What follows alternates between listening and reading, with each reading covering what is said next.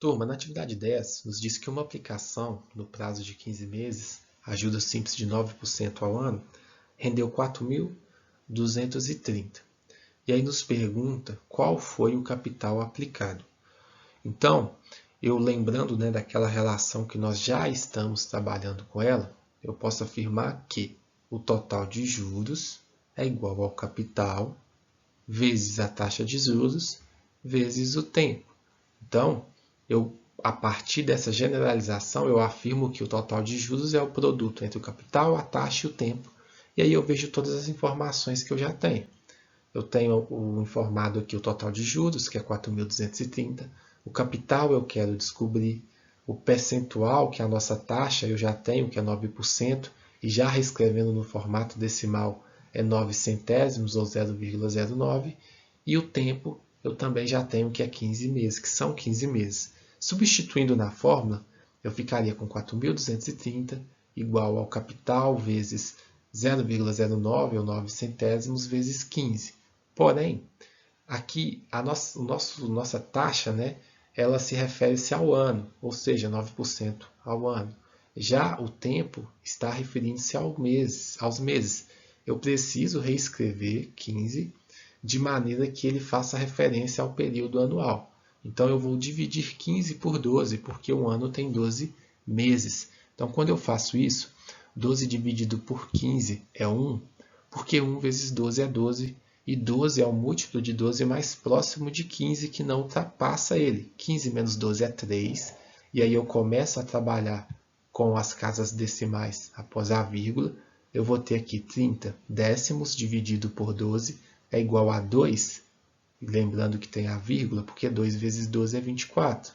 Se fosse 12 vezes 3 era 36, aí passaria.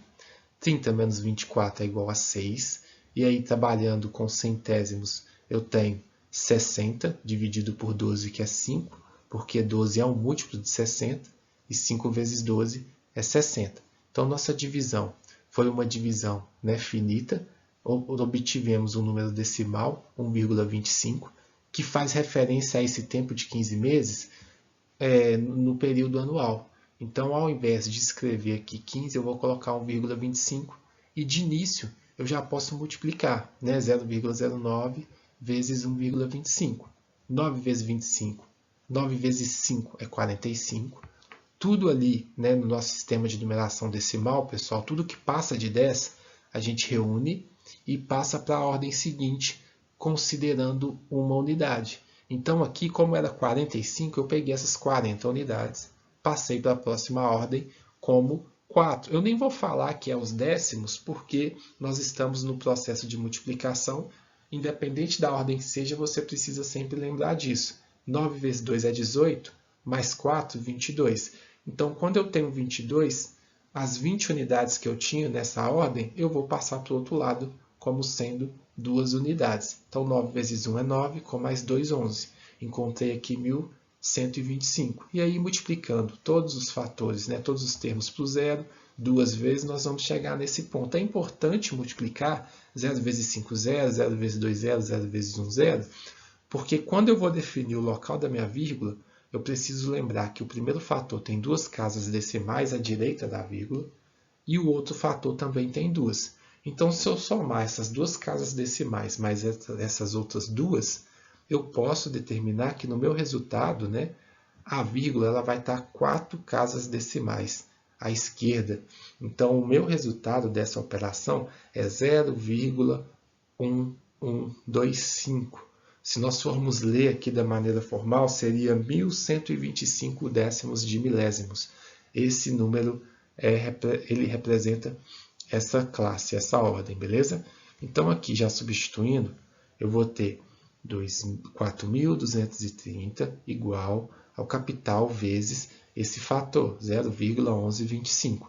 Lembrando, pessoal, que se eu quero reescrever esse 0,1125 no primeiro membro, para descobrir quanto que é o C, quanto que é um C, eu vou passar ele, eu vou reescrever ele como operação inversa. A operação inversa da multiplicação é a divisão. E reforçando o que eu falava lá na equação, isso acontece porque, na verdade, você está dividindo os dois lados pelo mesmo fator. Então, eu posso afirmar que, no caso, você reescreveu do outro lado como operação inversa, que é divisão. Aqui, dividindo esses números, vamos utilizar a calculadora, turma. Por quê? Porque eu ainda quero mostrar para vocês que existe uma forma de calcular isso aqui sem a fórmula.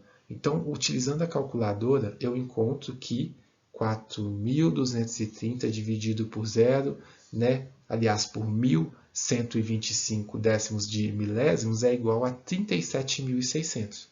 Isso utilizando essa relação. Ah, mas aí eu esqueci, eu não estou lembrado de qual fórmula é. Então pensa, né, de uma maneira mais lógica, imaginando que o total de juros, né, ele foi ocasionado após um determinado período. Então você faz o seguinte, o total de juros é 4.230. O total de tempo é 1,25, ou seja, 15 meses. A gente até podia usar o 15, mas aí o percentual, né, tá referente ao ano, então é melhor a gente usar 1,25 que nós já calculamos. Se eu dividir o total de juros pelo tempo, por 1,25, eu vou encontrar 3.384, que nos retorna, que significa o rendimento anual. Então, por ano, ele rendeu 3.384. Como o rendimento anual é 3.384, eu posso dividir esse rendimento anual pela taxa. Ou seja, eu vou dividir 3.384 por 9, porque aí eu vou encontrar quanto é 1%.